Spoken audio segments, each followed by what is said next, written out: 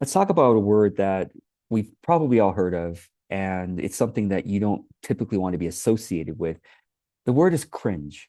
Okay. Cringe or embarrassment, or if somebody else has a more urban dictionary definition of cringe, please comment below, or more culturally relevant current definition. But basically, it means it's kind of embarrassing. It looks awkward, that kind of thing. And or like culturally inappropriate, or irrelevant, something like that. So comment below if you have your own definition or understanding of what cringeworthy means. Well, I'll tell you this. I've been a king of cringe now for my entire marketing career. I feel like, I mean, ever since I started putting myself publicly online and in the mid 2000s, I have been, I should say, maybe in the early days, I was trying to keep it cool and professional and like, respectable and cool, right? Like, what a cool guy, what a fun guy, or what a, and then over time, going into the 2010s, I started to um, realize that if I want to really find deeply meaningful way of expressing myself, I have to lean into cringe. Now, not that I'm purposely trying to embarrass myself, but I must be open to the fact that later when I look back on something, that it's embarrassing. Because once I started putting myself online, it's inevitable that a year or two later, when I look back on what I did, or even a few months later, sometimes even days later, or even the next day, I look back and go, oh my gosh, that's what I posted that, that's cringe, right? And one of the wonderful tools to remind me of my cringe is Facebook memories. Facebook Facebook sent this to me recently. 10, 15 years ago, I wrote, friends, last call to work alongside me during the next 4 months. Right? Okay, so this was me selling my services, and 15 years ago, last call, work alongside. I'm like, come on, I'm still doing last calls to this very day.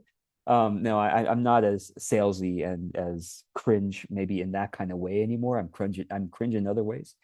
But I said, Facebook reminds me of how cringe my marketing used to be. And likely by next year, maybe sooner, I'll see how cringe I am today. Keep cringe and carry on. Okay. And guess what? I mean, I just posted that thinking, well, this is yet another experience of cringe, right? And people really resonated with that. Most of my Facebook profile posts don't get this many likes and this many comments. And people resonate with this. And I guess I was at first surprised, but now looking back, hindsight 2020, I guess I'm not surprised that people are resonating with um, being open to embarrassing oneself when you're expressing yourself online, because I think as humans we have all had the experience. You don't have to be under the influence of alcohol or whatever. Like we've all had the experience of being in a particularly enthusiastic moment or a particularly vulnerable moment and sharing it, and then later, I don't know, have you deleted posts on social media? I have made it a rule basically to not delete anything on social media. So anything, I think I'm sure I've violated the rule like, once a year or something like that. But honestly, almost everything. I mean, if you look at my YouTube channel, 2,000 videos. Can you believe how much I've looked back and go, oh, I can't believe I was like that. I said that. I can't believe I hope nobody finds this. But then I don't delete it because I don't know. I mean, I guess I'm kind of falling on my own sword a little bit. I know maybe it's a little bit of self-sabotage. I don't know. But what I have noticed though, is that it's made me stronger over the years in terms of my authenticity. And I think to me, that's much more valuable than, you know, gaining more followers, or that's much more valuable than not losing some people. Because over the years, I've become more, you might say, able to be truly expressive of whatever is true for me in the moment that I think is important, that is authentic. That's authentic. And I think as we continue into the age of AI content, where it's so easy now to create something polished with Chat GPT.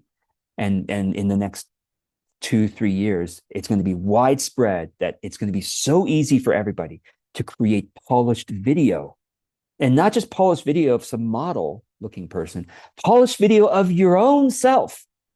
You can just upload your own video and to AI will analyze it quickly and be able to create the most polished version of you, saying the most beautiful and perfect so-called things that are not cringeworthy, because AI is very good at understanding social sentiment.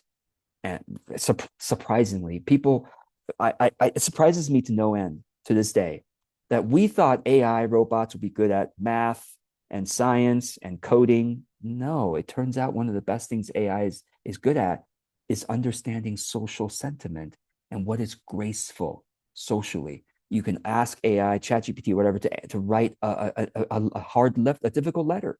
You want to write a letter of that's difficult about some topic to a coworker, to a boss, to a friend, to an acquaintance, whatever, business partner, and AI will give you the most socially graceful letter. So, like I said, next couple years, it's going to be polished video content, not just from a model that looks like somebody, but you. And so I'm grateful. I've basically spent 16 years now since the start of my business. Well, I think in the start, I was still trying to be professional, like I said, but increasingly, like into the 2010s, definitely, like starting around 2012 or so, I started like having this kind of spiritual, and it's even cringe for me to say this, right? Spiritual breakthrough, spiritual breakdown, spiritual breakthrough. I become enlightened. I never say that, but it's just I call myself off. The other day, I was just talking to my wife, like authentic business coach. That's so freaking cringe. I can't believe I said that. Like authentic business. Who the hell are you? Like, like red flag, red flag, red flag. Authentic. You call yourself authentic? That's like the most inauthentic thing you could do, right? So I've been professional cringe now for more than 10 years, and I can tell you that the most important thing it's helped me to do is to be okay with myself, is to forgive myself again and again and again and again, and to accept myself, and especially accept my past self. Like, ooh, yeah, oh, well, that was how I was, and therefore to be able to accept my current self, and to accept my future self. I don't know what kind of cringe I'm going to do, in the next moments, next tomorrow, but to accept all of it, and therefore to really open the channel. And that's cringe to say too, to open the channel for spirit. Like I said, I'm professional cringe here. Open the channel for spirit to flow through me, whatever that might be in the moment. And I feel like by doing that, I've become more aligned with my soul. This is the professional cringe video. Aligned with my soulfulness on a day-to-day basis. And you get to witness the beauty of that soul. Okay. All right. Let me go ahead and show you the follow-up to this. There's a couple of follow-ups to this I want to show you. Um, Thank you to all the comments, by the way. And Brigitte, thank you. Have you seen this? And Brigitte showed me this wonderful post called Embrace Being Cringe. And you can find this. It's visual growth, letter.visualgrowth.com/p/cringe. You can just go ahead and find it, or Google Embrace Being Cringe, and I'm sure you'll find it. But what I want to show you is this particular image. I thought this is so interesting. This is so brilliant. Like it's such a okay. So you've got an idea or a passion or a way of expressing yourself, right? And you want to get to the results, but you're just too cool to like express yourself that strongly or that passionately or that truthfully, right? Truthfully. And so you don't make that leap. You don't want to embarrass yourself. And this is being cringe. It's basically being willing to express the idea, you have to go through the cringe stage to get to the results, because no innovative, creative, authentic idea can ever be received to add the value that you can add to the world without probably embarrassing yourself a couple of times or most times before you find the expression that, even though you might feel embarrassed by it, perhaps or not, actually resonates, inspires, and makes a lot of sense to a lot of people. So I thought this is pretty cool. And the blog post itself is actually quite good. So how obsessed we are with avoiding being cringe, et cetera, et cetera. This is quite good. Anyway, check it out. The other thing I want to show you is from Liz Gilbert. And I want to thank my friend Zuzka for sending me this. Let me go ahead and share this with you along with sound. So let me go ahead and share this with you here. Okay, ready? Here we go. Better than good. Done is better than good. She said, done is better than good. The world's full of a bunch of really, really good, not done stuff. Yes. And if you can just finish something, you're already like 10 miles ahead of everybody else, because most people won't. And what will make you finish it is not discipline, but self-forgiveness. Because we all start our project on day one with the same level of excitement. And on day two, we all look at what we wrote on day one and we all hate ourselves. It's just, how true is that? How often have you looked back on your the stuff you had written earlier, or ideas that you had put down, like, oh, this is so brilliant, and then the next day or 2 weeks later, you're like, what was I thinking? Like, wait, that's not that cool. That's not that good, right? Let's continue. Because what we wrote on day one, or did on day one, whatever our creativity is, Yeah. it's horrible. Horrible. And the people who go on day three and pick it up again and start over are not the most disciplined. It's not rigor that's going to get you there. It's saying, all right, then, I'm not Hemingway. I'm just going to do what I can. And you forgive yourself for disappointing yourself. And you go and you do more. And that's it. Done is better than good. The world's full of a bunch of really, really good, not done stuff. Yes. And if you can just finish something, you're already like 10 miles ahead of everybody. Oh yeah, I think this is a looping. This is a loop. We already saw that. Wow. Okay. So what Liz Gilbert just said is so profound. Like, it normalizes. I mean, even someone like Liz Gilbert. I think wasn't she the one who wrote Eat, Pray, Love, and Big Magic, and other ones. And she's not the only one saying this. Like, I've heard other interviews from another one, a famous one in my industry, Seth Godin, marketing god. Some people might consider him. He says, I've embarrassed myself in front of more people more often than most of the people reading this have. And not because he has an audience of millions and he's on interviews all the time. And he writes like several blog posts a week. And some of them are not very good, right? He has true fans, and even the not very good ones probably get more likes than most of us will get in a year, right? But compare, relatively speaking, some of them, but I've heard several, supposedly brilliant, incredibly well put together and experienced and wise people say that they feel like they embarrass themselves on a consistent basis. I'm so grateful for people like Liz Gilbert and others like Seth Godin for normalizing cringe. And so I welcome you, I invite you to look at what that means for you.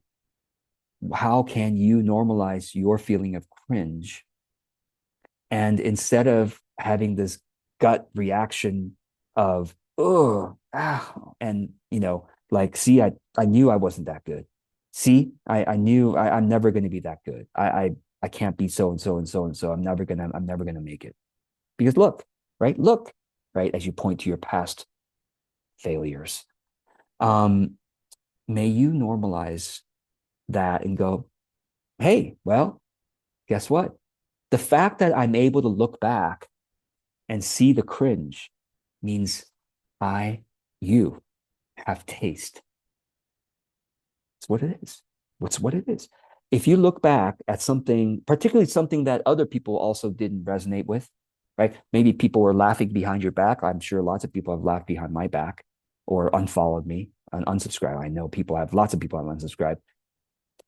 If you're able to look at something that didn't do well and see that it didn't, see why it didn't do well, see the cringe, that means you have better taste now. You're growing your taste. And what you produce today is probably not going to meet your quality of taste.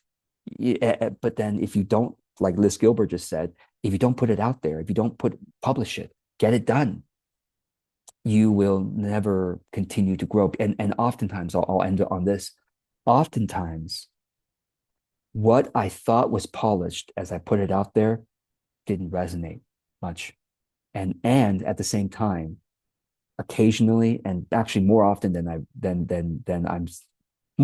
I imagine. Okay, the stuff I put out there that feels cringe, that felt cringe to me when I pressed publish, did really well. Like when I say did really well, meaning other people resonated with it. So I've learned to just put up my shoulders like this and go, I don't know. I don't know what's cringe for me today. All I know, and this is where I will disagree with Liz Gilbert. Okay. She says it's not discipline. I disagree. All I know, show up consistently, be as truthful to what spirit is trying to speak through me as possible. Be as clear of a channel, be as grounded in my values, in the breath of the spirit as possible. If I can do that, I let the results be as it may. Anyway, I look forward to seeing your comments below. Thank you for watching this and cringing along with me. Thanks. Okay, Fee, I want to bring you on to add a Yeah. comment to this. Please go Um, ahead. yeah, like the things that I've put up that are the most cringe are the ones that have like the highest view counts and like the highest share count also, which is Wow. I don't know why they're sharing it. Maybe they're like, oh, look at this stupid thing. I don't know, but it's really It's funny. it's it's Every it's the time, puppy. No, kidding. oh yeah, every time it's like there's a term called vulnerability hangover. Oh yeah. And after I post something that day that I posted, I'm like, oh my gosh. And the hardest thing for me to post was my offer for like, just my offer. Yeah, And it has the right. highest views. It literally, like when I sort my post, it has the highest views. And that was so hard for me to put out there to just even send that out there. But yeah, when I look back, and the other thing is that this is why looking back at your social media or wherever you're posting or your emails or whatever, look back after a week, look back after a month, Hmm. right? That first 24 hours is a lie. Yeah. It's a total lie. Like, don't Oh, I love that. believe that first 24 hours because Yes. that. So yeah, I just send it out there and I just don't look for a day and then I go back after a day because I'm like, Yeah. otherwise I'll go crazy. Right. Oh my gosh. Okay, Fee, how do you allow yourself or ground yourself or how, what how do you be courageous and putting Uh, it out there? well, I want to acknowledge that I'm very privileged, first of all. A Hmm. lot of people can't Yeah, be vocal true. about things because of their lives and Hmm. the way their jobs are set up. Right. They can't say things online. That's right. That's They true. can't, like if they Yes. even say they believe in energy or they believe in Yeah. soul, Yeah. that could even be problematic for their job. So I'm Right. in a position where I can kind of say these things. And so I I try to agree. stand Yeah. up for things that I find very important. But then in terms of like groundingness for the rest of the day, water. Honestly, water is like Interesting. underutilized. Yeah. I Water is just amazing. I literally pray to water when I'm drinking it. Like I Hmm. like thank water because Yeah. No, I you love know, it. That's yeah, actually we that's are actually something I Earth. used to Like do, and I'm glad you yeah, mentioned that. I'm going to bring it yeah. back. You have to take care of the body because the body is taking care of the mind. So it has to be everything has to be in sync. And one of the posts, and this was funny because Wesley actually commented on that one. I went to schedule this post and it was really hard for me to put it out there because it was so counter to what a lot of people think. And that one also, that day was Christmas. It came out on Christmas. And it just happened to be scheduled on Christmas. It was really funny. But that day too, I just gave myself time and I was with myself. I was within myself because when you send a message out, you have to replenish the part of you that escaped. You have to like Mm, fill that back up. that's So good. I like. that's kind of what I've been doing. But yeah, the hardest thing is like the offer. Sending out the offer is the hardest thing. And I wanted to ask you actually, George, like how often do you send an offer? Because Yeah. I sent it solo and one person took me up on it. And I actually wanted to talk to you about that too. But anyway, we can pause this Yeah, here. yeah, we But give a yeah, yeah. No, thank you. this That's is it. no, I appreciate you mentioning about grounding yourself in your body, for example, with water and your connection to it. And like, yeah, the whole thing about escaping and replenishing yourself after you post something particularly vulnerable, right? Is so true. And if you keep that practice up, it builds up your resilience, the resilience again and again and again to share again from the heart authentically. So yeah, I appreciate you, Fee, for mentioning that. And folks, comment below. How do you how might you, in your own way, encourage yourself to show up consistently and authentically? Keep cringe and carry on.